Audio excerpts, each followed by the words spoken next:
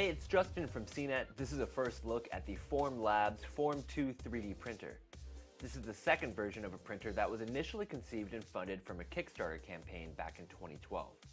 The company was founded by a couple engineers and designers from MIT who raised $2.8 million to build the first Form 1, but today, thanks in large part to the feedback from the Kickstarter community and of course years of research and development, Formlabs is back with the Form 2. Now this one is very different from most of the 3D printers you see on the market today. Now those models operate kind of like 2D printers, but instead excrete molten hot thermoplastics from an actual printhead.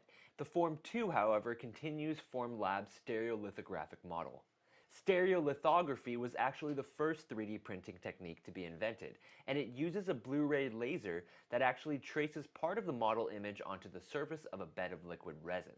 The orange cover blocks ultraviolet lights coming in that then hardens the sliver, and the process starts again as the completed object is slowly lifted out of the resin bath, layer by layer.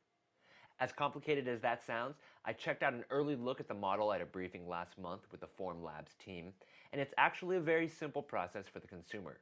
You just unpack the printer, install the removable print tray, and insert one of the new resin cartridges directly into the machine like you would any ink cartridge on a 2D printer. The new model even adds a touchscreen display for managing print jobs and a Wi-Fi connection that'll automatically send progress updates to mobile devices in case you want to step away from the printer for a while or if you're planning to share it amongst several users. So why stereolithography? Well, one thing is that these printers can add a level of detail that standard fused filament printers can't, and that's whether you're printing something big or something super tiny like a ring.